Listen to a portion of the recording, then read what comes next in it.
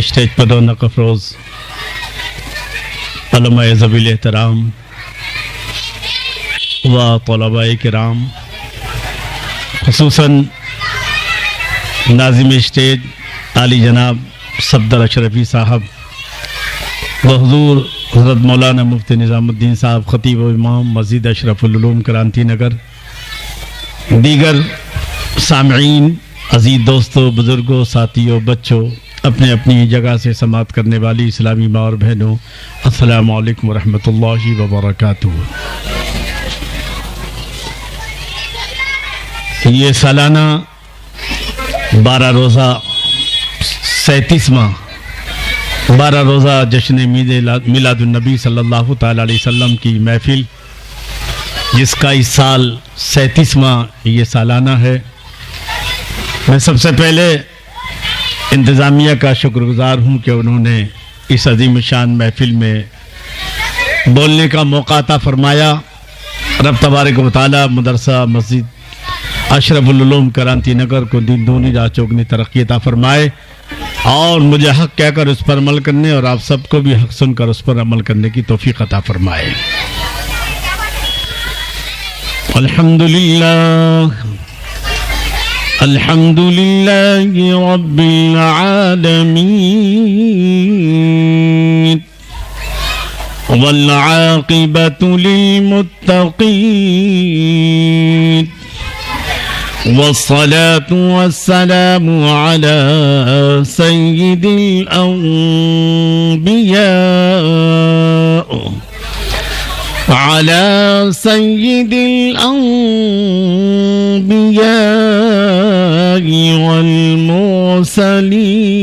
والمرسلين وعلى آله وصحابه أجمعين، أما بعد، فأعوذ بالله من الشيطان الرجيم، بسم الله الرحمن الرحيم، الف لام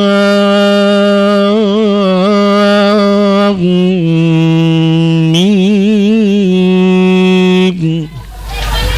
ذلك الكتاب لا ريب فيه هدى للمتقين،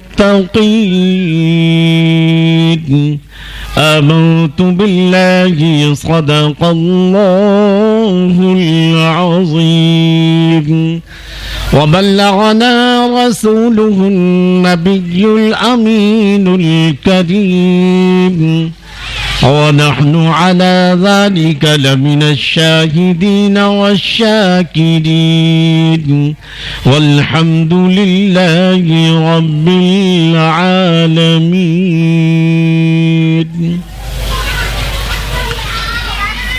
عزیزان ملت اسلامیہ، قابل قدر بزرگوں، دوستوں، 12 روزہ مجلس میلاد النبی صلی اللہ علیہ وسلم کی آج پہلی مجلس ہے، اور ہمارے آقا صلی اللہ تعالی علیہ وسلم نے جہاں سے اسلام کی شروعات فرمائی تھی، اقرأ بسم ربک الذی خلق، کہ جب آپ پر قرآن اتارا گیا اور اس کے بعد پھر آپ نے اپنے نبی ہونے کا اعلان فرمایا اور پھر تبلیغ اسلام فرمائی، قرآن کے نزول ہونے کے بعد، اور پھر سارے معاملات قرآن کے مطابق انجام پاتے رہے، تو میں بھی چاہوں گا کہ آج کی اس محفل کو قرآن سے شروع کیا جائے، یعنی قرآن کیا ہے اور اس تعلق سے مسلمانوں پر کیا ذمہ داریاں عائد ہوتی ہیں، میں اس پر مختصراً گفتگو عرض کروں گا۔ رب تبارک و تعالیٰ اس تعلق سے مجھے حق کہہ کر اس پر عمل کرنے اور آپ سب کو بھی حق سن کر اس پر عمل کرنے کی توفیق عطا فرمائے۔ ایک بار جو ہے جھوم جھوم کر درود شریف پڑھ کر سنا دیں، اللہم صلی علی سیدنا و مولانا محمد و بارک وسلم۔ सलातों व सलामन अलैका या रसूल अल्लाह या हबीब अल्लाह। कल से पंखा लगाना पड़ेगा, गर्मी बहुत हो रही है। उतर कर हिरा से सुए कौम आया, हुजूर उतर कर हिरा से सुए कौम आया, वो एक नुस्खे कीमिया साथ लाया, वो एक नुस्खे कीमिया साथ लाया। और दरसे कुरान अगर हमने न भुलाया होता, दरसे कुरान अगर हमने न भुलाया होता, ये ज़माना न ज़माने ने दिखाया होता। और अब इनकलाबी वक्त हमारा है मुंतज़िर, अब इनकलाबी वक्त हमारा है मुंतज़िर। अब लौट जाएं आइए कुरान की तरफ। अज़ीज़ान मिल्लत इस्लामिया, काबिल क़द्र बुज़ुर्ग और दोस्तों, मेरे आका सल्लल्लाहु ताला अलैहि वसल्लम ने जब अपने नबी होने का ऐलान फरमाया तो लोगों ने पूछा कि आपके नबी होने का सबूत क्या है, तो आपने कुरान पेश फरमा दिया। जब अल्लाह की वहदानियत का आपने ऐलान फरमाया, लोगों ने पूछा कि अल्लाह के एक होने का सबूत क्या है, तो आपने कुरान पेश फरमा दिया। जब आपने जो है 360 बुतों की बुतलान पर जो आपने ऐलान किया कि ला इलाहा इल्लल्लाह, कोई माबूद नहीं सिवाय अल्लाह के, तो आपने कुरान पेश कर दिया। हर चीज पर जब भी कोई आपसे सवाल करता तो आप कुरान पेश फरमा देते कि ये नबूवत की बात आई तो कुरान पेश कर दिया, रिसालत की बात आई तो कुरान पेश कर दिया, तौहीद की बात आई तो कुरान पेश कर दिया, आखिरत की बात आई है तो कुरान पेश कर दिया। जब भी कोई मरहला आता है तो आप कुरान पेश कर देते हैं। गोया पता ये चला कि हमारे इस्लाम की बुनियाद कुरान है। अगर हम नमाज पढ़ रहे हैं तो इसलिए कि कुरान में उसका सबूत है, हम रोजा रख रहे हैं इसलिए कि कुरान उसकी बुनियाद है, हज कर रहे हैं इसलिए कि कुरान उसकी बुनियाद है। इस्लाम की बुनियाद जो है वो कुरान और सुन्नत रसूल सल्लल्लाहु ताला अलैहि वसल्लम है। तो आखिर ये कुरान क्या है, कुरान का मतलब क्या है, ये कुरान क्यों नाजिल हुआ है? तो दर हकीकत जो है हम खुद कुरान से पूछते हैं, कुरान तू क्या है और तेरा मकाम क्या है? तो याद रखें, हम जिस तरह 24 घंटे में हमें 2 मरतबा खाने की हाजत पड़ती है और 1 मरतबा कम से कम जो है नाश्ते की हाजत पड़ती है, इसी तरह इंसान को जो है सिराते मुस्तकीम की हाजत है और 5 वक्ता जो है नमाज की जो है हाजत है, जो उसकी रूहानी जरूरत भी है और जिस्मानी जरूरत भी है। तो आखिर हम जब हर रकात में सूरे फातिहा पढ़ते हैं तो हम एक दुआ करते हैं, इहदिनस सिरातल मुस्तकीम, ए अल्लाह हमको सीधे रास्ते पर चला। दुनिया की सारी दुआओं में सबसे बेहतरीन दुआ यही है, ए अल्लाह मैं सीधे रास्ते पर चला। अगर इससे बेहतर और कोई दुआ होती तो यकीनन सूरे फातिहा में उसका जरूर जिक्र होता, मगर सारी दुआओं में और सारी करोड़ों दुआओं में सबसे बेहतर जो दुआ है, सबसे जो जरूरी दुआ है वो है इहदिनस सिरातल मुस्तकीम, ए अल्लाह हमको सीधे रास्ते पर चला। इसलिए कि कारोबार की दुआ भी यकीनन बहुत अच्छी दुआ है, लेकिन इंसान जैसी मरता है उसका कारोबार उसका रह जाता है। मकान की दुआ की जाती है लेकिन जैसे ही इंसान मरता है उसका मकान वहीं रह जाता है, और आगे जो है उसके गाड़ी बंगले की दुआ होती है, मगर इंसान जैसी मौत के घाट उतरता है सब कुछ रह जाता है, बादशाहत रह जाती है, सारी चीजें रह जाती है। जो चीज इंसान के साथ जाती है वो है सिराते मुस्तकीम। पता ये चला कि दुनिया की सबसे बड़ी नेमत जो है दर हकीकत हमारे आका सल्लल्लाहु ताला अलैहि वसल्लम ने जो खुद जो है जाने नेमत है, और आपने दुनिया को जो नेमत दी है वो है सिराते मुस्तकीम, इहदिनस सिरातल मुस्तकीम, कि अल्लाह हमको सीधे रास्ते पे चला। आप अंदाजा लगाइए कि 24 घंटे में 5 नमाजें पढ़ी जाती हैं। कितनी? 5। और 5 रकात नमाजों में कितनी रकात है याद है ना? फजर की 4, जोहर की 12, कितने हो गए? 12 और 4 16, असर की 8, कितने हो गए? 24, मगरिब की 7, कितने हो गए? 31, और इशा के 17, कितने हो गए? 48 है ना, 48, اور 24 گھنٹے میں جو ہے دن اور رات میں گھنٹے کتنے ہوتے ہیں؟ 24. اور 24 کا ڈبل ہو کیا ہوتا ہے؟ 48 جو ہے. گویا ہر آدھے گھنٹے کے بعد جو ہے اگر ہم اس کو ڈیوائیڈ کرتے ہیں تو گویا 48 کو 24 پر جو ہے 24 کو 48 پر تو آدھا گھنٹہ آتا ہے. یعنی ہر انسان کو ہدایت کی ضرورت ہے. ہر آدھے گھنٹے بعد اس کو ہدایت کی ضرورت ہے. نہ جانے شیطان کب انسان کو ہدایت سے ہٹا دے. ہر انسان کی جس طرح کھانا اس کی ضرورت ہے, جس طرح پینا ضرورت ہے, سانس لینا اس کی ضرورت ہے, دل کی دھڑکن اس کی ضرورت ہے, اور ضروریات زندگی ہے, ایسے ہی اس سے کروڑوں درجے زیادہ جو ہے انسان کی ضرورت کیا ہے؟ ہر آدھے گھنٹے بعد. یعنی گویا کہ انسان کو صراط مستقیم کی دعا کرنا چاہیے. اہدنا الصراط المستقیم, اے اللہ سیدھے راستے پر چلا. اے آخر یہ سیدھا راستہ ہے کیا؟ کسے کہتے ہیں سیدھا راستہ؟ کس چیز کو سیدھا راستہ کہتے ہیں؟ تو خود قرآن نے اس کی تشریح فرما دی ہے, صراط الذین انعمت علیہم, ان لوگوں کا راستہ جن پر رب تو نے انعام فرمایا ہے, ان کے راستے پر چلا. اب انعام کن پر ہوا ہے؟ تو قرآن نے اس کی بھی وضاحت فرما دی ہے. انعم اللہ علیہم من النبیین والصدیقین والشہداء والصالحین, اللہ نے جن پر انعام فرمایا ہے وہ نبیوں کی جماعت ہے, صدیقین کی جماعت ہے, شہداء کی جماعت ہے,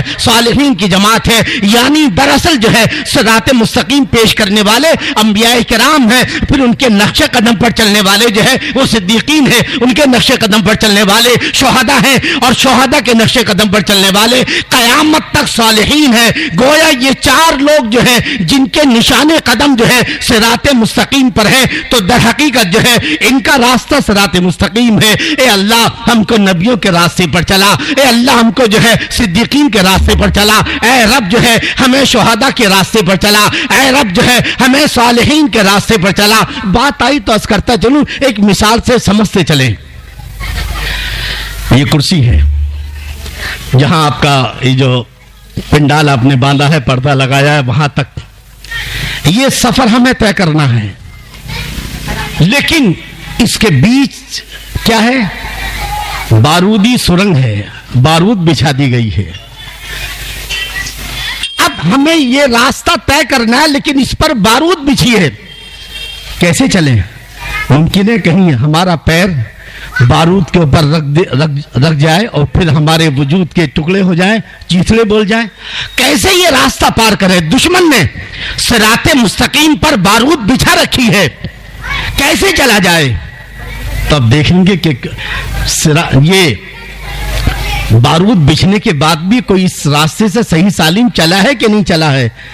اگر نشان قدم مل گیا ہے کہ ہاں بارود بچھنے کے بعد کوئی چلا ہے, نشان قدم موجود ہیں, آپ کہو گے پھر تو انہی نشان قدم پر جو ہے ہمیں چلنا ہے. اگر نشان قدم جو پائے جا رہے ہیں اگر ہم اس سے ہٹ کر چلے تو پتہ چلا کہ بارود سے ہمارے جسم کے چیتڑے بول جائیں گے, بارود سے ہمارا جسم جو ہے نہ جانے کتنے ٹکڑوں میں تقسیم ہو جائے گا. لیکن نشان قدم مل گئے ہیں, بارود بچھنے کے بعد جو ہے کچھ لوگ چلے ہیں اس راستے پر. لہذا ہمیں بہت ہی توجہ کے ساتھ, بہت ہی جو ہے گہرائی کے ساتھ, بہت ہی جو ہے پوری توجہ کے ساتھ ہمیں ٹھیک اسی نشان قدم پر پاؤں رکھنا ہے تاکہ ہم منزل تک پہنچ جائیں. برابر ہے کہ نہیں ہے؟ یہی اگر ہم نے اس نشان قدم سے ہٹ کر کے اگر ادھر ادھر قدم رکھا تو پھر یاد رکھنا بارود کا نشانہ بن جائیں گے, ہمارا وجود جو ہے نہ جانے کتنے ٹکڑوں میں بکھر جائے گا. اس لیے ضروری ہے کہ نہ ہمیں ادھر دیکھنا ہے نہ ادھر دیکھنا ہے, نہ کسی کی جو ہے مسکراہٹ کو دیکھنا ہے نہ کسی کو رونے کو دیکھنا ہے,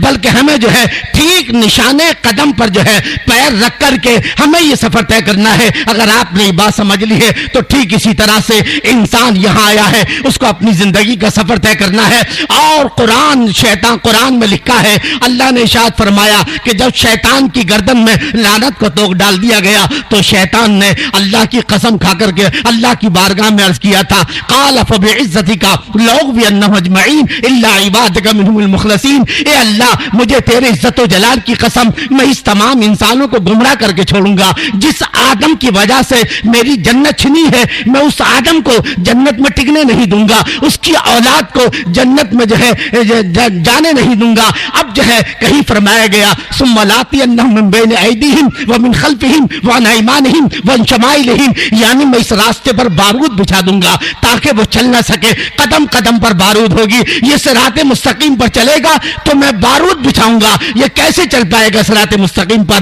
اور ہمیں چونکہ یہاں سے چلنا ضروری ہے، یہ جنت کا یہی راستہ ہے، اس کے علاوہ اور کوئی راستہ نہیں ہے۔ صراط مستقیم کو چھوڑ کر ہم جو بھی راستہ چلیں گے وہ جہنم کی طرف تو جاتا ہے، جنت کی طرف جانے والا صرف ایک ہی راستہ ہے، وہ ہے نبیوں کا راستہ، وہ ہے صدیقین کا راستہ، وہ شہداء کا راستہ، صالحین کا راستہ۔ مگر شیطان نے بارود بچھا دی ہے، شیطان نے ہے قدم قدم پر بارود بچھی ہے۔ اے اللہ ہم کیسے چلے صراط مستقیم پر؟ ہم نے دعا تو کی ہے اہدنا الصراط المستقیم، اے اللہ ہم کو سیدھے راستے پر چلا، مگر بارود بچھی ہوئی ہے کہ کوئی نشان قدم تو ہو کہ جس کی بنیاد پر ہم اس نشان قدم پر اپنا پاؤں رکھ سکے اور اس منزل کو طے کر کے جنت تک پہنچ سکے۔ کہیں ایسا نہ ہو کہ شیطانی بارود کی وجہ سے ہمارا پورا وجود بکھر جائے، ہمارے سارے اعمال جو ہے اکارت نہ ہو جائے۔ تو اللہ نے ارشاد فرمایا گھبرانے کی ضرورت نہیں ہے، ایک ایک نشان قدم نہیں بلکہ چار چار نشان قدم ہوں گے۔ صراط الذین انعمت علیہم، ان لوگوں کا راستہ جن پر تو نے انعام فرمایا ہے، اور وہ نبیوں کا راستہ ہے،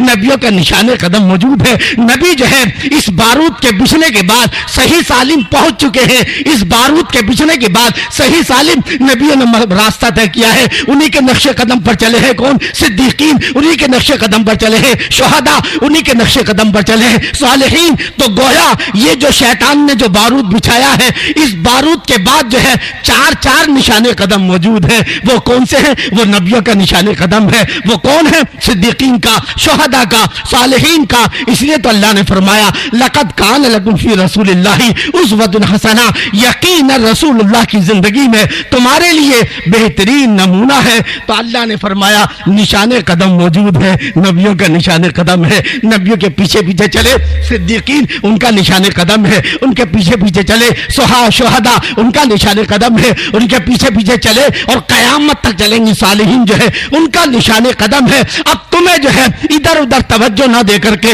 صرف اس نشان قدم پر چلنا ہے، اور اگر تم نے ادھر ادھر دیکھا، اگر تم نے نشان قدم کو غور سے نہیں دیکھا، کھیل میں لگ گئے، باتوں میں لگ گئے، دنیا کی رنگ رلیوں میں لگ گئے، دنیا کی دل فریب رانائیوں میں ہم نے دل لگا لیا، اور یہ نشان قدم ہم سے جو ہے کیا ہو گئے؟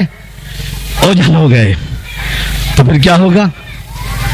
اللہ ارشاد فرماتا ہے غیر المغضوب علیہم ولا الضالین، کچھ وہ لوگ بھی ہیں جنہوں نے نشان قدم کو مس کیا، نشان قدم پر توجہ نہیں دی، اپنی منمانی شروع کر دی، وہ دنیا کے کھیلوں میں لگے رہے، دنیا کی رانائیوں میں جو ہے اپنی زندگی گزاری، دنیا کے دل فریب جو ہے نعرے اور نعروں میں جو ہے وہ یوں ہی زندگی گزارتے رہے، انہوں نے نشان قدم کو مس کر دیا۔ تو نتیجہ کیا ہوا؟ غیر وہ جو ہے المغضوب بن گئے، جو ہے یعنی ان پر اللہ کا غضب نازل ہوا ہے، والضالین، اور وہ جن پر اللہ جو گمراہ ہو چکے ہیں۔ اے اللہ اہدنا الصراط المستقیم، اے اللہ سیدھے راستے پہ چلا۔ کس کا راستہ؟ صراط الذین انعمت علیہم، ان لوگوں کا راستہ جن پر تو نے انعام فرمایا ہے، نبیوں کی جماعت ہے، صدیقین کی جماعت ہے، شہداء کی جماعت ہے، صالحین کی جماعت ہے۔ لیکن اے پاک پروردگار ہمیں جو ہے ان کے راستے پر نہ چلانا، غیر المغضوب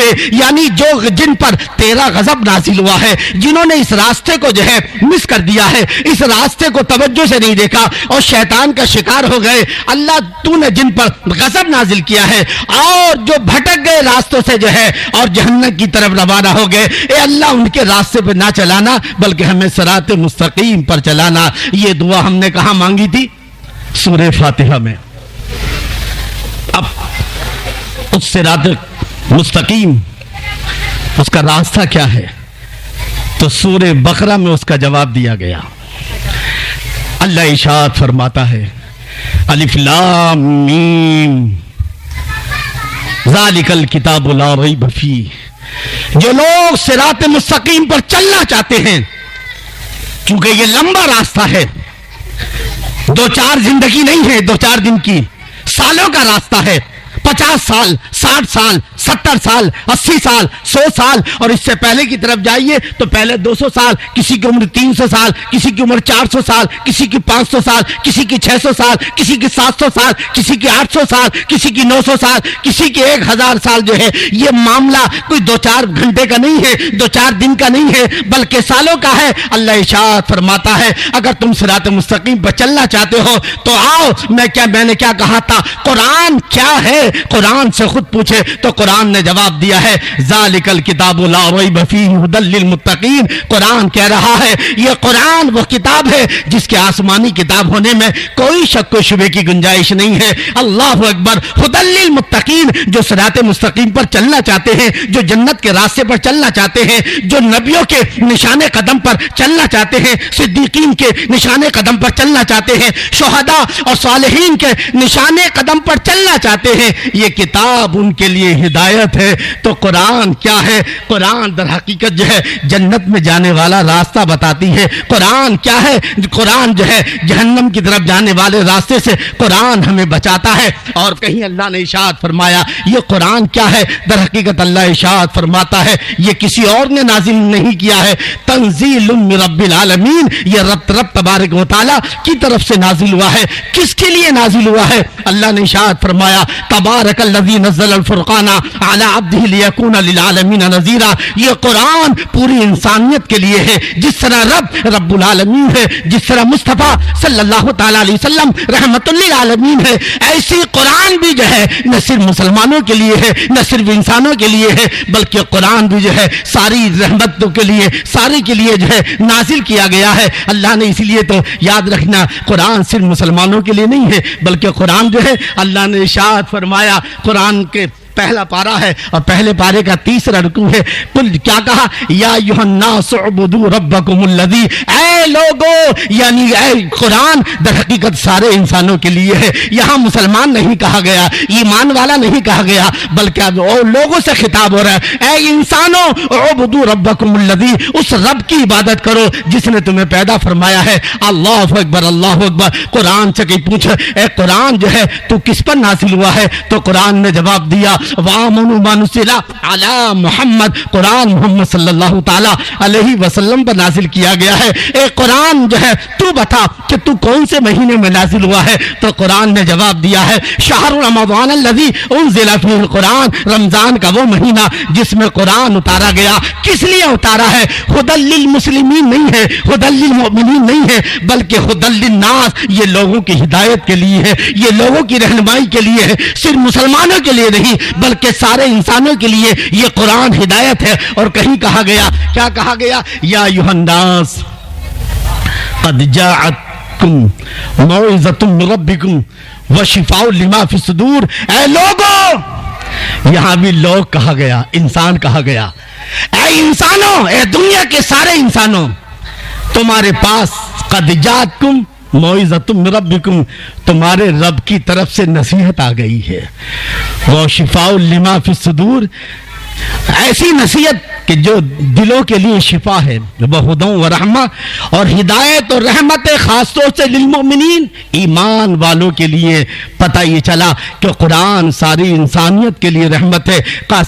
قرآن جو ہے صرف مسلمانوں سے خطاب نہیں کرتا، بلکہ قرآن نے کہیں انسانوں کو خطاب کیا ہے، کہیں کافروں سے بھی کہا گیا ہے قل یا ایھا الکافرون، کہیں مشرکین سے خطاب کیا گیا ہے۔ تب سوال یہ پیدا ہوتا ہے کہ آخر قرآن جو ہے، اب ایک اور چیز کو سمجھے کہ قرآن کیا چیز ہے۔ ایک تھوڑی سی بات سمجھتے چلیں، کیونکہ آج مسلمانوں کی زندگیوں میں قرآن نظر نہیں آتا ہے۔ میرے دوستو، ہم دنیا کو تو کوستے ہیں، فلاں نے ایسا کیا اس لیے قوم یہاں تک پہنچی ہے، فلاں نے ایسا کیا، لیکن حقیقت یہ ہے کہ اگر مسلمان اپنے گریبان میں جھانک کر دیکھے تو ہماری زندگی قرآن والی نہیں ہے۔ ہماری زندگی جو ہے، ہمارے گھروں میں قرآن نہیں ہے، ہماری دکانوں میں قرآن نہیں ہے، ہماری زندگی میں قرآن نہیں ہے۔ جبکہ قرآن کس لیے آیا تھا؟ ھدی للناس، لوگوں کی ہدایت کے لیے۔ آج قرآن گھر، آج کل جو ہے گھروں سے قرآن کی آوازیں آتی تھی، مگر آج گانوں کی آوازیں آ رہی ہیں۔ کل کا مسلمان فجر کی نماز پڑھ کے قرآن کی تلاوت کرتا تھا، مگر آج کا مسلمان، کتنے مسلمان ہیں جو فجر کی نماز پڑھ کر قرآن کی تلاوت کرتے ہیں؟ آخر قرآن کیا ہے اس کو سمجھتے چلے، کیونکہ آج بھی اگر تمہارے سارے مسائل کا حل ہے تو وہ قرآن کے اندر موجود ہے۔ قرآن ایک قانون زندگی ہے۔ شوہر بیوی کے ساتھ، بیوی اور شوہر کے کیا تعلقات ہیں وہ قرآن میں موجود ہے۔ ماں باپ اور اولاد کے کیا تعلقات ہیں وہ قرآن میں موجود ہے۔ ایک مزدور اور سرمایہ دار کو آپس میں کیا کرنا ہے وہ قرآن میں موجود ہے۔ بادشاہ کی حقوق کیا ہے وہ قرآن میں ہے۔ رعایا کی حقوق بادشاہ پر کیا ہے وہ قرآن میں ہے۔ ایک پڑوسی کا حق دوسرے پڑوسی پر کیا ہے وہ قرآن میں ہے۔ انسان کو کیسے تجارت کرنی ہے وہ قرآن میں ہے۔ انسان کو کس طرح امن کا معاہدہ کرنا ہے وہ بھی قرآن میں ہے۔ انسان کو کس طرح جنگ کرنی ہے وہ بھی قرآن میں ہے۔ قرآن وہ ہے جس کو خود قرآن کہہ رہا ہے وَنَزَّلْنَا عَلَيْكَ الْكِتَابَ تِبْيَانًا لِكُلِّ شَيْءٍ، ہم نے ایسی کتاب نازل کی ہے جس میں ہر چیز کا کھلا ہوا بیان ہے۔ اور کہیں اللہ ارشاد فرماتا ہے وَلَا حَبَّةٍ فی ظلمات الارض ولا رطب ولا یابس الا فی کتاب مبین، خشک و تر کا کوئی مسئلہ ایسا نہیں جو قرآن میں موجود نہ ہو۔ اور کہیں اللہ نے ارشاد فرمایا وما من غائبۃ فی السماء والارض الا فی کتاب مبین، زمین و آسمان کا کوئی چھپی ہوئی چیز ایسی نہیں ہے جو قرآن میں موجود نہ ہو۔ قرآن ہم میں ہر مسئلے کا حل ہے۔ قرآن جو ہے دنیا کی ساری سمسیاؤں کا سمادھان وہ قرآن میں موجود ہے، مگر افسوس کے ساتھ کہنا پڑتا ہے کہ جس مسلمان کو چاروں طرف سے جو ہے آفتوں نے گھیرا ہو، پریشانیوں نے گھیرا ہو، آج وہ جو ہے کورٹ کے چکر تو لگا رہا ہے مگر قرآن کی طرف نہیں آ رہا ہے کہ قرآن نے اس کا کیا حل پیش کیا ہے۔ میاں بیوی کی لڑائی ہو رہی ہے تو کورٹ جا رہا ہے، بھائی بھائی کا مسئلہ ہے تو کورٹ جا رہا ہے، بھائی بہن کا مسئلہ ہے تو کورٹ جا رہا ہے، لیکن قرآن کہتا ہے میری طرف آ، میں بتاتا ہوں کہ بھائی بہن کا مسئلہ کیسے حل ہوتا ہے، میاں بیوی کا مسئلہ کیسے حل ہوتا ہے، ایک پڑوسی کا دوسرے پڑوسی سے۔ تو قرآن وہ کتاب ہے جس میں ہر سمسیا کا سمادھان موجود ہے۔ شرط یہ ہے کہ ہمیں قرآن کی طرف آنا ہے۔ اللہ اکبر، اللہ اکبر۔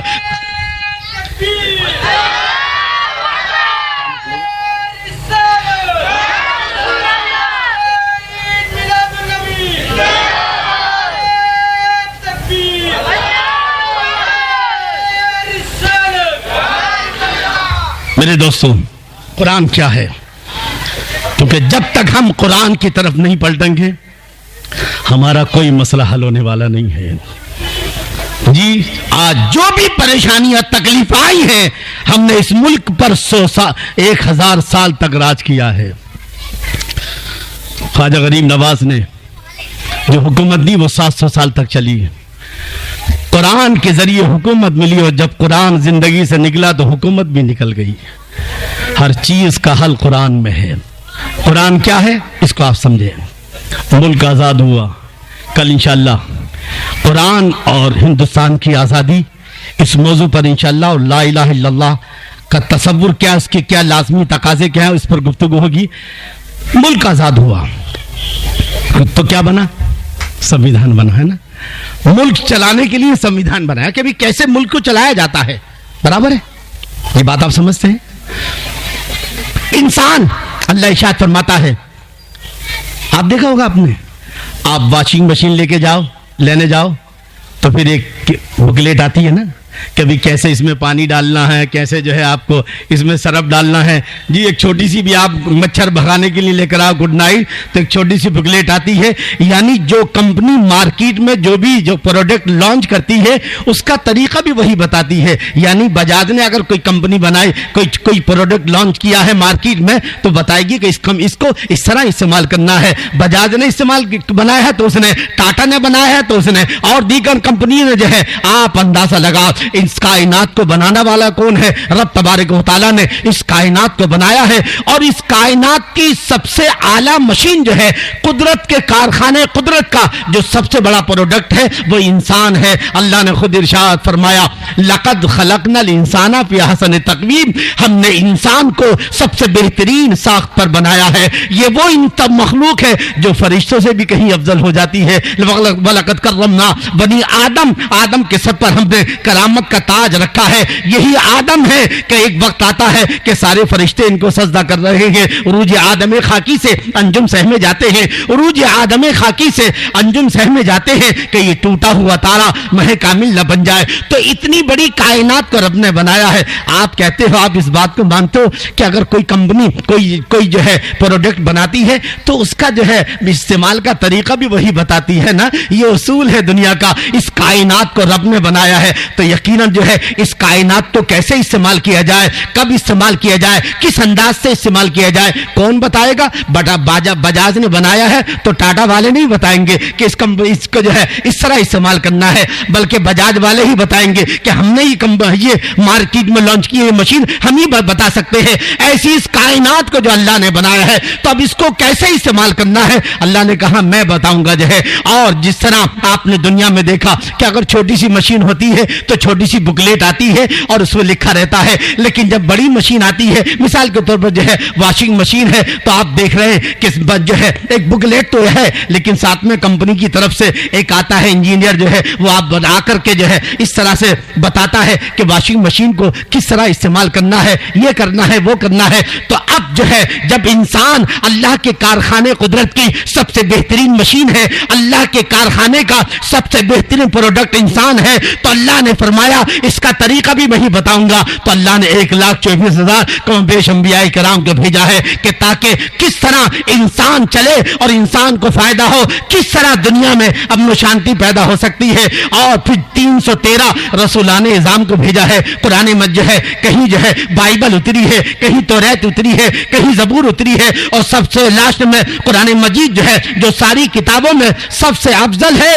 تو گویا قرآن کیا ہے, در حقیقت انسان کو کیا کرنا ہے وہ قرآن میں لکھا ہوا ہے. اس کی صبح کیسی ہونی چاہیے وہ قرآن میں ہے, شام کیسے ہو وہ قرآن میں ہے, بیوی کے ساتھ کیا ہو قرآن میں ہے, دوست کے ساتھ کیسے رہے قرآن میں ہے, دشمن کے ساتھ کیسے رہے قرآن میں ہے, کیسے تجارت کرنی ہے قرآن میں ہے. تجھے جس کو جو بھی کرنا ہے اللہ نے فرمایا میں نے سب کچھ لکھ دیا ہے. اس کے اندر تیرا دوست کون ہے, تیرا دشمن کون ہے وہ بھی قرآن میں ہے, اور جو ہے ہر چیز کا, ہر سوال کا جواب قرآن میں موجود ہے. تو قرآن کیا ہے؟ اللہ کی طرف سے وہ کتاب ہے جو قانون زندگی ہے. اس میں ہر چیز کا مسئلہ ہے. ایک اور چیز سمجھتے چلیں کہ قرآن قانون زندگی ہے, مگر صرف قانون زندگی نہیں ہے جیسے سمویدھان ہے یا ایڈوکیٹ صاحب کے پاس جو لا کی کتاب رہتی ہے, بلکہ قانون کے ساتھ ساتھ اللہ نے اس میں پرانی پہلی امتوں کے واقعات بھی نصیحت کے لیے لکھ دیے ہیں. اور ہر واقعے کے بعد اللہ نے اس طرح کا کوئی جملہ کیا لکھا ہے کہ اس لقد کان فی قصصہم عبرۃ لأولی الالباب, اس واقعے میں عبرت ہے. ایک مثال سے سمجھتے چلے قرآن کیا ہے میرے دوستو, کیونکہ آج یہ تصور ہم یہ سمجھتے ہیں کسی کا انتقال ہو گیا تو قرآن خوانی کروا لی ہے جی, تب ہمیں قرآن یاد آتا ہے. ہاں جی, نیا گھر لیا تو قرآن خوانی کروا لی تب قرآن یاد آتا ہے جی, یا نئی دکان مکان. تو بے شک قرآن ایسی کتاب ہے کہ اس کو ایصال ثواب کے لیے بھی پڑھا جائے برکت, لیکن قرآن کے نزول کا جو بنیادی مقصد ہے وہ ہے ہدی للناس, لوگوں کی رہنمائی کے لیے. قرآن دین ہے, قرآن دنیا ہے, دونوں چیزوں کا مسئلہ حل پیش کرتا ہے قرآن جو ہے. تو اب اس کو ایک واقعے سے سمجھتے چلے. کبھی کبھی جنگل کے جانور بھی آپس میں اتحاد کر لیتے ہیں, مگر مسلمان کب اتحاد کرے گا معلوم نہیں. آپ دیکھ رہے ہیں کہ بہت سالوں کے بعد 14 سالوں میں پہلی بار جو ہے اونٹ پہاڑ کے نیچے اترا ہے, آیا ہے. کتنے سال کے بعد؟ 14 سالوں میں پہلی بار اونٹ پہاڑ کے نیچے آیا ہے. سمجھ گئے نا؟ کتنے اسٹوڈنٹ ہیں یہ کیا ہے زی زین جی, کتنے یہ کتنے کون سی عمر کے لوگ ہیں؟ 25 سال ہے نا, 25 سے 30 سال, اور ہلا کے رکھ دیا حکومت کو. وہ حکومت جو بابری مسجد پہ نہ ہلی, وہ حکومت جس کو ہم جو وقف بل پر نہ ہلا سکے, وہ حکومت جس کو ہم مسلم پرسنل لا کے معاملے میں نہ ہلا سکے, وہ حکومت جو ہے آج آپ نے دیکھا کہ کس طرح سے وندے ماترم کا جو ہے بل لوک سبھا میں پاس ہو گیا, راجیہ سبھا میں پاس ہو گیا, اور صدر جمہوریہ نے بھی سگنیچر کر دیے ہیں. مسلمان خاموش بیٹھا ہے. ایک لمبی نیند ہے, لمبی نیند جو ہے, مگر یہ نیند نہیں ہے. اگر کوئی اٹھانے کے بعد بھی, جگانے کے بعد بھی نہ اٹھے تو یہ موت کی علامت ہے. کیا ہے وہ؟ جو لٹ گئی تیری عظمتیں, تیری غفلتوں کا خراج ہے. جو جاگ اٹھے تو آج بھی وہی تخت ہے, وہی تاج ہے. بس کر رہا تھا کہ مسلمان کب بیدار ہوگا. 20 کروڑ, ہم بڑے فخر سے کہتے ہیں ہم 20 کروڑ ہیں. ارے میاں 1 کروڑ ہی بن جاؤ. وہ 313 تھے, ہے نا. 313 بھی نہیں ہے یہاں تو وہ ہے بھارت میں کتنے. 3 سے 13 ہوتے تو بابری مسجد شہید نہ ہوتی. یاد رکھیے گا آپ جو ہے, ہم 313 بھی نہیں ہیں. بس خالی ہم سب کیا ہے, ہم سب جو ہے حلوہ کھانے والے مجنوں ہیں. کون والے ہیں؟ ہاں, جب حلوہ بٹتا ہے تو سب مجنوں بن جاتے ہیں, اور جب جان دینے کی بات آتی ہے تو سب جو ہے پتلی گلی سے نکل جاتے ہیں. بھیا مجھے دکان پہ جانا ہے, مجھے مکان پہ جانا ہے, میری بیوی بلا رہی ہے, میری ماں بلا رہی, میری بہن بلا رہی ہے. کربلا والوں نے کیا سبق دیا ہے جی. کل اس پر انشاءاللہ میں آزادی پر کل بولوں گا. تو جانور, جنگل کے جانور متحد ہیں. کبھی کبھی جانور بھی اتحاد کر لیتے ہیں. اور خدا کی قسم جس دن بھارت کی مسلم قیادت متحد ہو گئی اس دن مسلمان متحد ہو جائے گا. مسلمان تو آج بھی متحد ہے بیچارے, ان کو جس نام سے بھی بلاؤ حاضر ہو جاتے ہیں. لیکن یہ جو بڑے بڑے ہیں نا, یہ ایک اسٹیج پر نہیں آتے.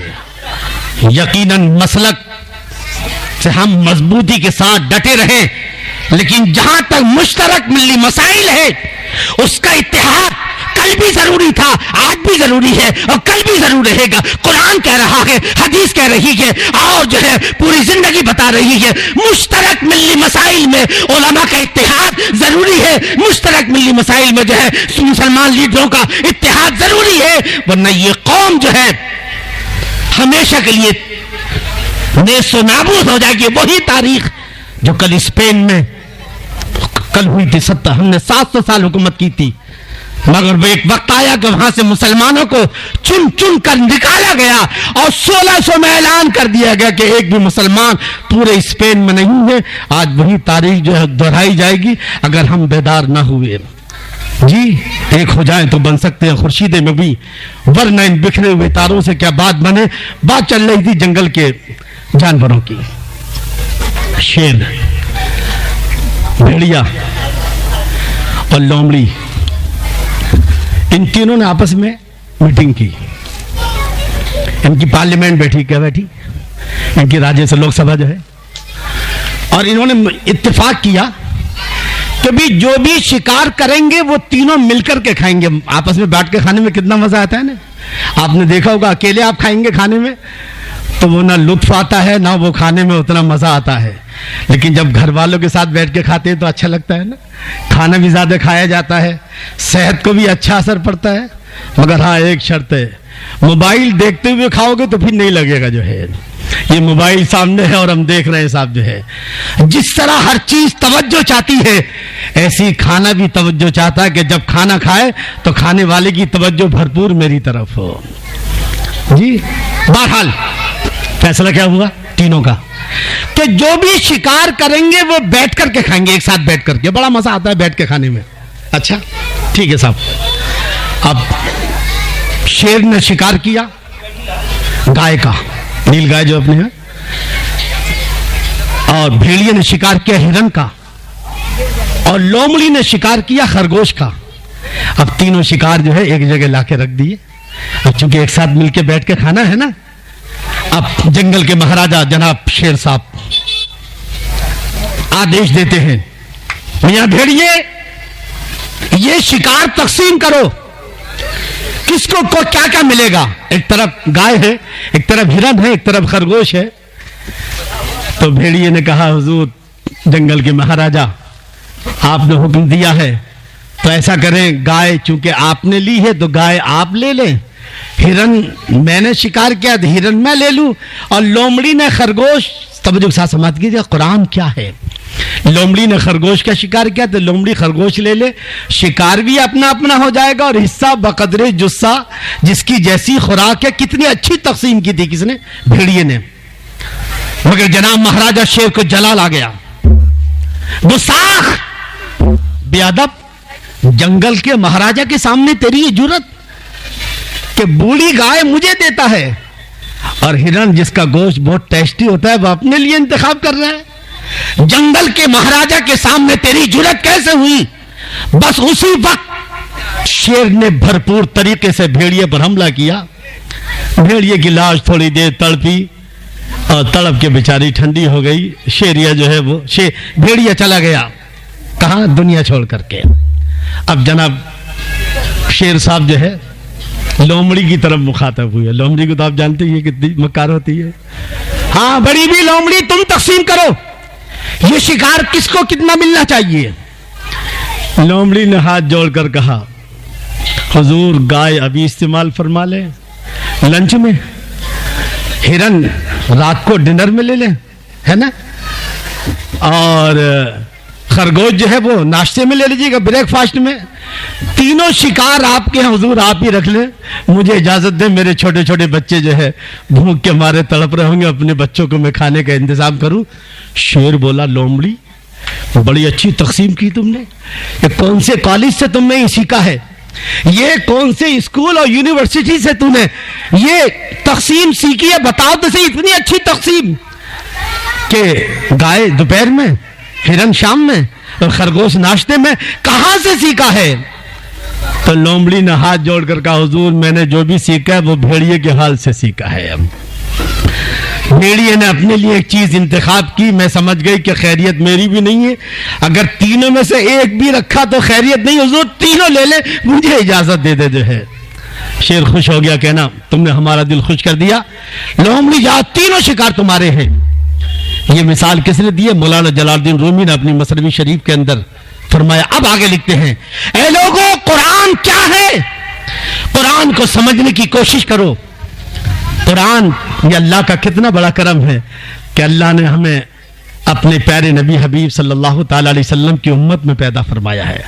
سب سے آخری نبی کی امت میں پیدا فرمایا ہے اور ہم سے پہلی امتوں، پہلی نبیوں کی امتوں کے واقعات کو اللہ نے قرآن میں بیان فرمایا ہے. کس طرح سے قوم عاد تباہ ہوئی ہے، کس طرح قوم سمود تباہ ہوئی ہے، کس طرح فرعون تباہ ہوا ہے، کس طرح قارون تباہ ہوا ہے.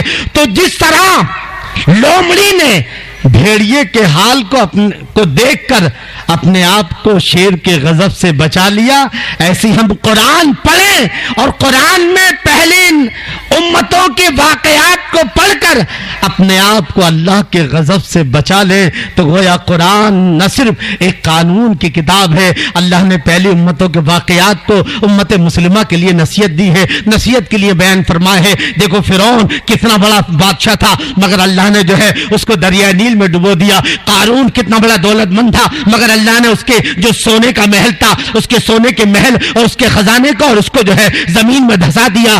اور بڑے بڑے جو لوگ تھے کس طرح سے جنہوں نے اللہ کی نافرمانی کی، اللہ نے ان کو جو ہے ہمیشہ کے لیے ختم کر دیا. اے مسلمانوں، قرآن کو صرف رسالے کتاب کی کتاب نہ سمجھو، صرف جو ہے تعویذ کی کتاب نہ سمجھو، صرف حصول برکت کی کتاب نہ سمجھو، بلکہ قرآن پڑھو اور قرآن کو سمجھو. جو ہے مکہ علماء کرام قرآن و حدیث کی روشنی میں بیان فرماتے ہیں ایک بات اور کہ قرآن صرف مسلمانوں کے لیے نہیں بلکہ انسانوں کے لیے بھی ہے، کافروں کے لیے بھی ہے، مشرکوں کے لیے بھی ہے.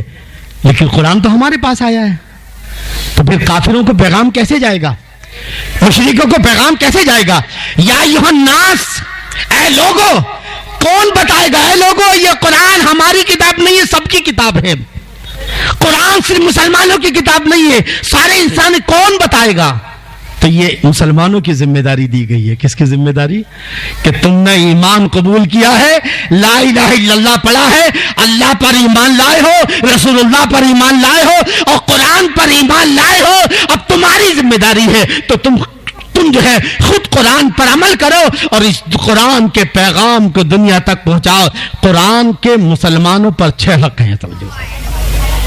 اس قرآن کو لوگوں تک پہنچانے کے لیے اللہ نے مسلمانوں پر 6 فرض ہیں، 6 حقوق ہیں مسلمانوں پر کائے کے قرآن کے. پہلا حق کیا ہے؟ توجہ کے ساتھ سماعت کیجیے گا. پہلا حق یہ ہے کہ مسلمان قرآن پر ایمان لائیں کہ قرآن اللہ کی کتاب ہے. قرآن بے مثل و بے مثال کتاب ہے.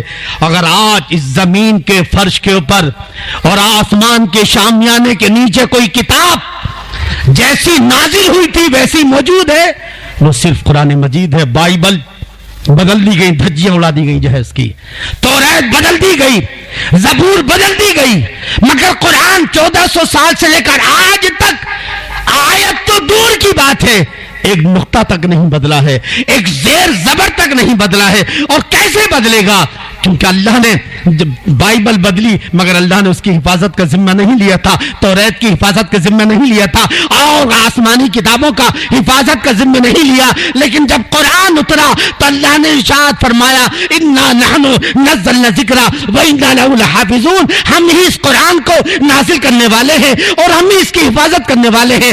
اللہ نے ایسی حفاظت کی ہے کہ کروڑوں بچے جو ہے آج سینے میں حافظ قرآن کی شکل میں اللہ اس طرح حفاظت فرما رہا ہے. ایک غریب مسلمان ڈاکٹر بنائے کہ نہ بنائے, انجینئر بنائے کہ نہ بنائے, وکیل بنائے کہ نہ بنائے, مگر وہ قرآن کا حافظ تو بنا سکتا ہے, اشرف العلوم میں جو ہے داخلہ تو کرا سکتا ہے, کسی اور جگہ پر جو ہے حافظ تو بنا سکتا ہے. آج جو ہے ارے کوئی قرآن کو مٹانا بھی چاہے تو تم پریس سے مٹا سکتے ہو, کتابوں سے مٹا سکتے ہو, ہر چیز سے مٹا سکتے ہو, مگر ایک آیت بھی کوئی غلط پڑھتا ہے نا کروڑوں حافظ قرآن کھڑے ہو جاتے ہیں. اس طرح ہے دنیا, ساری دنیا مل کر بھی جو ہے اگر قرآن کو مٹانا چاہے تو یقیناً نہیں مٹا سکتی ہے. اس لیے کہ فانوس بن کے جس کی حفاظت ہوا کرے, فانوس بن کے جس کی حفاظت ہوا کرے وہ شمع کیا بجھے جسے روشن خدا کرے. نور حق شمع الہی کو بجھا سکتا ہے کون؟ نور حق شمع الہی کو بجھا سکتا ہے کون؟ جس کو حامی اس کو مٹا سکتا ہے کون؟ بہرحال میں عرض کر رہا تھا کہ قرآن کا 6 حق ہے کس پر؟ مسلمانوں پر. جب شادی ہوتی ہے نا تو بیوی کے کتنے حق ہیں؟ سب سے پہلا حق تو یہ ہے کہ اس کے رہنے کا انتظام کرو, ہے نا, اس کے کپڑوں کا انتظام کرو, اس کے کھانے کا انتظام کرو, بیمار ہو تو پھر ڈاکٹری اور سب انتظام کرو, بچے پیدا ہو تو ان کا انتظام ہے نا. ہر آدمی جانتا ہے, سمجھانے کی ضرورت نہیں ہے نا اس کو. قرآن ہماری کتاب ہے, ہماری بنیاد قرآن ہے. کسی عیسائی سے پوچھو کہ تیری بنیاد کیا ہے, کسی اور سے پوچھو کہ تیری بنیاد کیا ہے, سب لڑکھڑا جائیں گے. مگر مسلمان اس دھرتی پر وہ قوم ہے جس کی ہر چیز قرآن پر ہے. وہ نماز پڑھتا ہے تو قرآن میں ثبوت ہے, روزہ رکھتا ہے وہ قرآن میں موجود ہے, کلمہ پڑھتا ہے وہ قرآن میں موجود ہے. اگر ہم لا الہ الا اللہ محمد رسول اللہ پڑھتے ہیں تو قرآن میں موجود ہے. ہماری ہر چیز کا ثبوت جو ہے قرآن میں موجود ہے. مگر میں ان لوگوں سے کہوں گا جو بندے ماترم کو لازم قرار دے رہے ہیں, کون سی کتاب کے اندر ہے, کون سی دھرم کی کتاب کے اندر ہے؟ یہ سمویدھان میں ہے. لاؤ سمویدھان چھان ڈالو, کہاں لکھا ہے کہ بھارت کے ہر بھارتی پر جو ہے وندے ماترم جو ہے لازم ہے؟ یاد رکھو اس ملک کی آزادی کے لیے سب سے زیادہ قربانیاں مسلمانوں نے دی ہے. نہ کسی مذہبی کتاب کے اندر ہے, نہ کسی سمویدھان میں ہے کہ وندے ماترم جو ہے لازمی قرار دیا جائے. مگر قرآن مسلمانوں کے پاس وہ کتاب ہے. اس سے پوچھو کہ نماز کیوں پڑھتا ہے تو قرآن جواب دیتا نظر آئے گا. اس سے پوچھو بقرعید کیوں کرتا ہے تو قرآن جواب دے گا. محرم کیوں کرتا ہے قرآن جواب دے گا. حج کیوں کرتا ہے قرآن جواب دے گا. آج بھی ساری دنیا کے سامنے قرآن مسلمانوں کے سامنے مسلمانوں کی وکالت کر رہا ہے. تم بتاؤ, تم جو عیسائی ہو, تم کس بنیاد پر جو ہے یہ کام کرتے ہو؟ اے دوسرے دھرم والوں, لیکن مسلمان کی ہر بات کا ثبوت جو ہے وہ قرآن سے ہے. کیونکہ آج سے 1400 سال پہلے میرے نبی نے جس چیز کی بھی بنیاد رکھی ہے وہ قرآن پر رکھی ہے.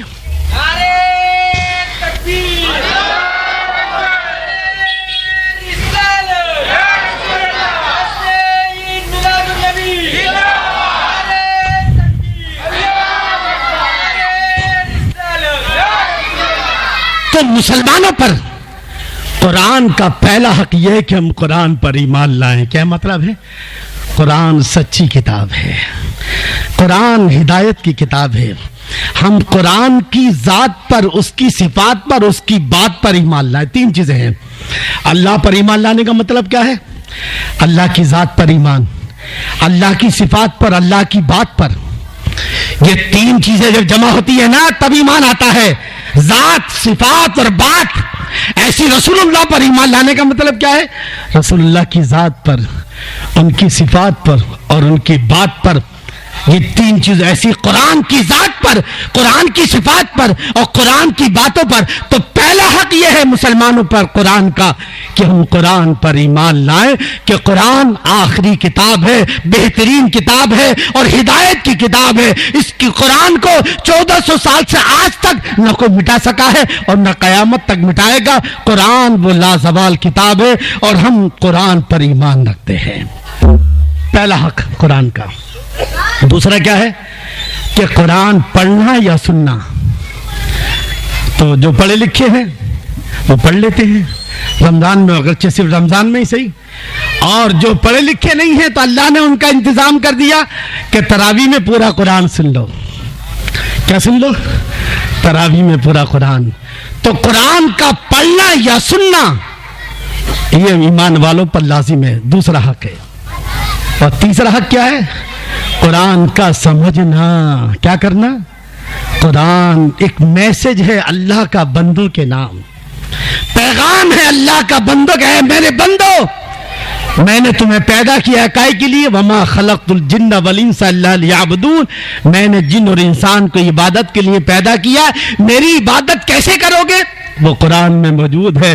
رسول کی رسالت پر کس طرح عمل کرو گے؟ وہ قرآن میں موجود ہے۔ کس طرح میرے نبی کو نمونے زندگی بناؤ گے؟ وہ قرآن میں موجود ہے۔ تو گویا قرآن کا تیسرا حق ایمان والوں پر یہ ہے کہ وہ قرآن کو سمجھیں۔ اسی کو کہا گیا شہر رمضان الذی انزل فیہ القرآن ھدی للناس۔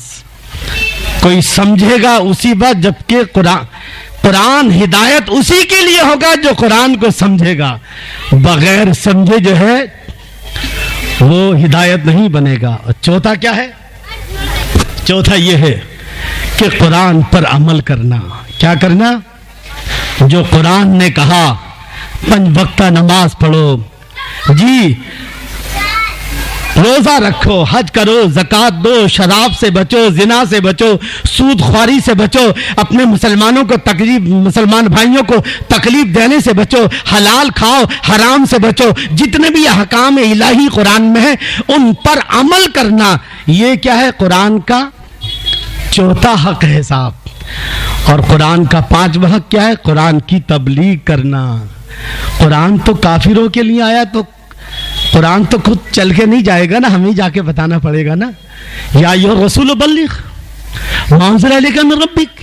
اللہ نے جب لوگوں نے مدینے میں آ کر، کچھ یہودیوں نے جو بڑے بڑے پٹواری تھے مدینے کے، انہوں نے کہا محمد تم تبلیغ چھوڑ دو، تم اپنے دین کی تبلیغ چھوڑ دو، نہیں تو ہم تمہیں قتل کر دیں گے۔ کیا کر دیں گے؟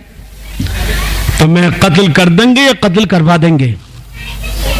یہ کس نے کہا؟ حضور صلی اللہ علیہ وسلم کو دھمکی دی۔ بات سمجھ رہے ہیں نا؟ آج بھی جو لوگ تبلیغ کر رہے ہیں، آج کتنے مولانا لوگ جیلوں میں ہیں اس لیے کہ انہوں نے کسی کو تبلیغ کے ذریعے مسلمان بنایا ہے، ایمان والا بنا ہے نا۔ بہرحال وہ تو جس دن ہم تبلیغ کے لیے نکلیں گے نا، اس دن کتنے طائف کے میدان ہمارا انتظار کر رہے ہیں۔ تو جب ہوگا جس دن ہم اپنی دکانیں چھوڑ کر اللہ کے حکم پر عمل کرنے کے لیے نکلیں گے، کتنے طائف اور کتنی کربلائیں ہمارے سامنے آئیں گی۔ جی تو اللہ کے رسول صلی اللہ تعالی وسلم پر مدینے کے یہودیوں نے دھمکی دی، اے نبی محمد صلی اللہ علیہ وسلم تبلیغ چھوڑ دو ورنہ تو ہم تمہیں قتل کر دیں گے، قتل کروا دیں گے۔ اچھا، اللہ نے اپنے نبی پر یہ آیت نازل فرما دی سورہ مائدہ کی 6 پارے میں، یا ایھا الرسول، اے رسول بلغ ما انزل الیک من ربک، جو کچھ ہم نازل کر رہے ہیں اس کو لوگوں تک پہنچا دو۔ جو قرآن کی شکل میں ہم نازل کر رہے ہیں یا حدیث کی شکل میں، وہ سب لوگوں تک پہنچا دو۔ وَإِن لَّمْ تَفْعَلْ، اور اگر نہیں پہنچایا، اگر ان کی دھمکی کی وجہ سے آپ نے تبلیغ بند کر دی یا کچھ باتوں کی تبلیغ کی، کچھ کی چھوڑ دی، آج کیا ہو رہا ہے معلوم ہے؟ پوری بھارت کی آپ جتنی بھی تبلیغ کرنے والی تنظیمیں آپ ان کو لے کر آؤ، سب کسی بھی مطلب یہ فرقے مسلک کی ہوں، انہوں نے کیا کیا؟ کسی نے نماز لے لیا، نماز پڑھو نماز پڑھو نماز پڑھو، کسی نے کہا بھائی سنت پڑھو، سنت اپناؤ، سنت اپناؤ۔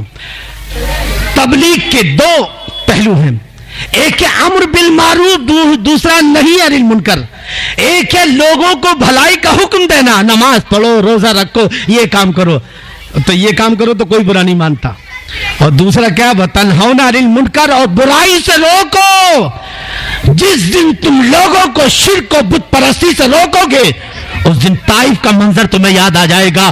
جس دن جو ہے شرابی کو شراب سے روکو گے تو اس دن شرابی کی تمہیں گالیاں کھانی پڑیں گی۔ جو ہے جس دن کسی زانی کو زنا سے روکو گے اس دن زانیوں کے جملے برداشت کرنے پڑیں گے۔ تو آج نہیں عن المنکر ساری تنظیموں نے چھوڑ دیا ہے، میٹھا میٹھا کھائے جاؤ، امر بالمعروف، بس نماز کی بات کرو، آگے کی بات نہ کرو، جو ہے شراب چھوڑنے کی بات نہ کرو، زنا والوں کے پاس جو ہے جا کر کے زنا چھوڑنے کی بات نہ کرو۔ یاد رکھنا امر بالمعروف سے کہیں زیادہ ضروری ہے نہیں عن المنکر۔ امر بالمعروف ضروری ہے مگر اس سے زیادہ ضروری ہے کہ کافروں کو کفر سے بچایا جائے، مشرکوں کو شرک سے بچایا جائے، بت پرستوں کو بت پرستی سے بچایا جائے، شرابیوں کو شراب سے بچایا جائے، زانیوں کو زنا سے بچایا جائے، جھوٹ بولنے والے کو جھوٹ سے بچایا جائے، غیبت کرنے والے کو غیبت سے بچایا جائے، سود کھانے والے کو سود سے بچایا جائے۔ اور جو علماء خود غرض اور مفاد پرست ہو گئے، ان علماء کو جو ہے خود غرضی اور مفاد پرستی سے بچایا جائے، اور علماء حق جو ہے ان کی صفوں میں جو ہے ان کو شامل کیا جائے تاکہ دین کی حفاظت ہو سکے۔ میں اس کر رہا تھا کہ قرآن کا 5واں حق یہ ہے کہ قرآن کی تبلیغ کرو۔ جی اللہ نے کیا فرمایا؟ وَإِن لَمْ تَفْعَلْ، اگر آپ نے جو کچھ ہم نازل کر رہے ہیں، توجہ کے ساتھ سماعت کیجئے گا، میں جب اس آیت پر آتا ہوں تو میں اس آیت کے تعلق سے علماء کی زبانیں گم دیکھتا ہوں۔ علماء اس پر نہیں بولتے، کیوں نہیں بولتے؟ اللہ ارشاد فرماتا ہے یا ایھا الرسول، اے رسول بلغ ما انزل الیک من ربک، جو کچھ ہم قرآن کی شکل میں نازل کر رہے ہیں لوگوں تک فارورڈ کر دو، پہنچا دو۔ یہ قرآن صرف مسلمانوں کے لیے نہیں ہے بلکہ قرآن ساری انسانیت کے لیے ہے۔ قرآن جو ہے کفار و مشرکین کے لیے ہے، بت پرستوں کے لیے ہے، جھوٹ بولنے والوں کے لیے ہے، غیبت کرنے والوں کے لیے ہے، زنا کرنے والوں کے لیے ہے، سود کھانے والوں کے لیے ہے۔ قرآن سارے انسانوں کی ہدایت ہے۔ اے مولانا اماموں جو ہے، اے تبلیغ کرنے والوں، قرآن کو پہنچا دو، کیونکہ جب میرے نبی صلی اللہ تعالی علیہ وسلم جو سید المرسلین ہے، امام الرسول ہے، وہ اعلی حضرت جن کے بارے میں فرماتے ہیں یہی بولے صدرہ والے چمنے جہاں کے تھالے سبھی میں نے چھان ڈالے، تیرے پائے کا نہ پایا، تجھے یک نہ یک بنایا، تجھے حمد ہے خدایا، تجھے حمد ہے خدایا۔ وہ محمد جو محبوب رب العالمین ہے، اور رب اپنے محبوب سے فرما رہا ہے یا ایھا الرسول بلغ، اے رسول، میرے پیارے رسول، پہنچا دو جو کچھ ہم۔ لیکن اگر اس میں کہیں سب کچھ چھوڑ دیا، تبلیغ کرنا ہی چھوڑ دیا ان کی دھمکیوں کی وجہ سے، یا کچھ کی کچھ چھوڑ دی، فما بلغت رسالتا، تو پھر آپ نے رسالت کی ذمہ داری کو پوری نہیں۔ یہ جو ہے ہلانے والی چیز ہے آج۔ توجہ کے ساتھ سماعت کریں، یہ جملہ جو ہے، یہ آیت فما بلغت رسالتا، اگر تبلیغ میں ذرا سی بھی کمی ہو گئی اور میں نے جو نازل کیا ہے اگر اس میں سے کچھ گیا، کچھ نہیں پہنچایا، تو پھر رسالت کی ذمہ داری، رسالت کے بعد نبوت ہے، نبوت کے بعد صحابیت ہے، صحابیت کے بعد تابعیت ہے، تابعیت کے بعد تبع تابعیت ہے، اس کے بعد ولایت ہے، غوثیت ہے، قطبیت ہے۔ میں عرض کر رہا تھا جب رسالت جو سب سے اونچا منصب ہے، خلق سے اولیاء، اولیاء سے رسول، خلق سے اولیاء، اولیاء سے رسول، اور رسولوں سے اعلیٰ ہمارا نبی، اللہ سب سے اعلیٰ رسول، سب سے اعلیٰ نبی، اور کائنات میں جو سب سے افضل ہے، اعلیٰ حضرت فرماتے ہیں کیا کہ اللہ کی سرتابہ قدم شان ہے یہ انسان ہے، انسان وہ انسان ہے یہ، اور قرآن تو ایمان بتاتا ہے انہیں، اور ایمان یہ کہتا ہے میری جان ہے یہ، ایمان کی جان ہے مصطفیٰ صلی اللہ تعالی علیہ وسلم، اور مصطفیٰ پیارے سے رب فرماتا ہے میرے پیارے جو کچھ ہم قرآن کی شکل میں نازل کر رہے ہیں اس کو لوگوں تک پہنچا دو۔ اگر نہیں پہنچا، کچھ بھی رہ گیا تھوڑا سا، اگر 1% بھی رہ گیا، 99% پہنچا دیا، توجہ کے ساتھ سماعت کیجیے گا۔ میں بہت باریک مرحلے سے گزر رہا ہوں کیونکہ علماء اس آیت کو موضوع نہیں بناتے، کیونکہ بنائیں گے تو پھر لوگ ان کو بھی پکڑیں گے، صاحب آپ تبلیغ کیوں نہیں کر رہے ہو؟ اس لیے سب میٹھا میٹھا چل رہا ہے جو بھی چل رہا ہے اللہ ماشاء اللہ. سب نہیں آدمی ہے علماء حق جن کی بنیاد پر دین قائم ہے اور سنت قائم ہے. جی آگے کیا کہا؟ فما بلغت رسالتا، اگر 99% قرآن پہنچا دیا کافروں تک، مشرکوں تک، بت پرستوں تک، شرابیوں تک، زانیوں تک، تمام بدکاروں تک، اور 1% باقی رہ گیا ہے، فما بلغت رسالتا، تو پھر آپ نے رسالت کی ذمہ داری پوری نہیں کی. جب رسالت کی ذمہ داری پوری نہیں ہوئی تو نبوت کی ذمہ داری بغیر تبلیغ کے کیسے پوری ہو سکتی ہے؟ صحابیت کی ذمہ داری بغیر تبلیغ کے کیسے پوری ہو سکتی ہے؟ تابعیت کی ذمہ داری بغیر تبلیغ کے کیسے پوری ہو سکتی ہے؟ تبع تابعیت کی ذمہ داری بغیر تبلیغ کے کیسے پوری ہو سکتی ہے؟ کسی ولی کی ولایت جو ہے کیسے بغیر تبلیغ کے مکمل ہو سکتی ہے؟ کسی غوث کی غوثیت جو ہے، کسی قطب کی قطبیت جو ہے، اگر رسول کی رسالت بغیر تبلیغ کے مکمل نہیں تو کسی کا بھی جو ہے رسول سے نیچے جتنے بھی لوگ ہیں ان کے مرتبے جو روحانی مرتبے والے ہیں بغیر تبلیغ کے مکمل نہیں ہو سکتے. اللہ فرماتا ہے میرے نبی اگر ایک چیز بھی باقی رہ گئی ہے تو پھر رسالت کی ذمہ داری، جہاں تک یہ کہ لوگوں نے کہا تو ہم تمہیں جان سے مار دیں گے، تو اللہ نے کیا فرمایا؟ واللہ یعصمک من الناس، میرے نبی ڈرو مت، ہم تمہاری جان کی حفاظت کریں گے، ہم حفاظت کریں گے، کافروں سے ہم حفاظت کریں گے، مشرکوں سے ہم حفاظت کریں گے، یہود و نصارہ سے ہم حفاظت کریں گے. آپ کا کام ہے دین پہنچا دینا. میں اس کا کہا تھا کہ مسلمانوں پر قرآن کے 6 حق ہیں. پہلا حق یہ کہ ایمان لایا جائے، دوسرا یہ کہ سنا جائے یا پڑھا جائے، تیسرا یہ ہے کہ قرآن کو سمجھا جائے، چوتھا یہ ہے اس پر عمل کیا جائے، اور پانچواں یہ ہے کہ اس کی تبلیغ کی جائے. یہ گھروں میں سجانے کے لیے قرآن نہیں آیا ہے، بلکہ پہلے آپ خود عمل کرو اور اس کے بعد پڑوسی کے پاس لے کے جاؤ، رشتہ داروں کے پاس لے کے جاؤ، احباب کے پاس لے کے جاؤ، اپنے برادران وطن کے پاس لے کے جاؤ. یہ قرآن صرف ہماری کتاب نہیں ہے، تمہاری کتاب بھی ہے. دیکھو قرآن میں کہا ہے یا ایھا الناس، اے لوگو، یا ایھا الانسان ما غرک بربک الکریم. اللہ اکبر. اور چھٹا حق یہ ہے کہ اتنا قرآن پر عمل کرو، اتنا عمل کرو، اتنی تبلیغ کرو کہ قرآن کا قانون زمین کے چپے چپے پر نافذ ہو جائے اور ہر جگہ پر اللہ کا قانون نافذ ہو. یہ 6 حق ہے کس کے؟ قرآن کے، مسلمانوں پر، ایمان والوں پر. ایک بار پھر جو ہے دوہرا لیں. پہلا حق ایمان لانا، تو ماشاءاللہ ہم سب ایمان لائے ہوئے ہیں. دوسرا حق قرآن پڑھنا سننا، تو ماشاءاللہ یہاں بھی پڑھنے والے جو ہے پڑھ لیتے ہیں، سننے والے تراویح میں سن لیتے ہیں. تیسرا حق کیا ہے؟ قرآن کو سمجھنا. یہاں معاملہ گڑبڑ ہے صاحب. رمضان کا وہ مقدس مہینہ جہاں قرآن سمجھنا چاہیے، وہاں تو رابڑی میں جو ہے رات جگہ ہو رہا ہے. ساری رات ہوٹل چلے ہوئے صاحب، یہاں مالپوا مل رہا ہے، اور یہاں صاحب کیا ہے؟ یہاں فلاں ہے، یہاں فلاں ہے. یعنی ایسا لگتا ہے کہ رمضان کا مہینہ کھانے کے لیے آیا ہے، پیٹ پوجا کے لیے نہیں. رمضان کا پورا مہینہ قرآن سمجھنے کے لیے آیا ہے.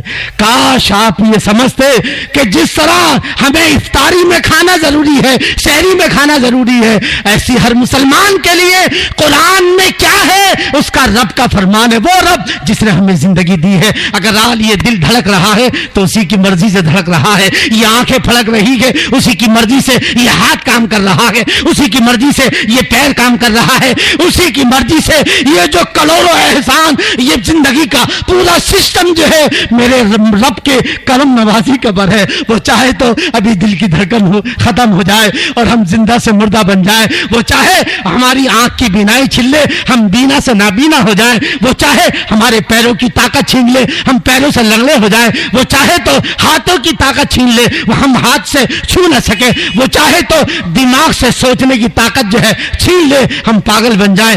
آج جس کی بے پناہ عنایتیں ہیں، بے پناہ احسانات ہیں، یہ قرآن اسی کا پیغام ہے جو تمہارے لیے آیا ہے، ہر مسلمان کے لیے آیا ہے. جی اس دن جس دن آپ قرآن پڑھو گے یہ سوچ کر کے کہ یہ میرے خدا کا پیغام ہے، میرا محبوب کائنات کے محبوب ہے رب العالمین، اور رب العالمین کے محبوب ہے میرے آقا صلی اللہ تعالیٰ علیہ وسلم. تو یہ 6 حق ہے. انشاءاللہ کل جو ہے آگے والی گفتگو، جو آگے کا موضوع کل انشاءاللہ جنگ آزادی کا بھی ہے، تو کلمہ طیبہ لا الہ الا اللہ محمد رسول اللہ، اس کے تقاضے کیا ہیں، اور قرآن کے سبب ہندوستان پر مسلمانوں نے جو محنت کی ہے، جس کی وجہ سے کل ہم ملک کی 80ویں سالگرہ منا رہے ہیں، یہ بھی قرآن کی برکت ہے اور مسلمانوں کے جذبہ جہاد کی برکت ہے۔ انشاءاللہ کل اس پر سیر حاصل روشنی ڈالی جائے گی۔ اللہ تعالی ہم سب کو صحیح معنی میں اسلام پر چلنے کی توفیق عطا فرمائے، ایمان پہ چلائے، ایمان پہ خاتمہ نصیب فرمائے۔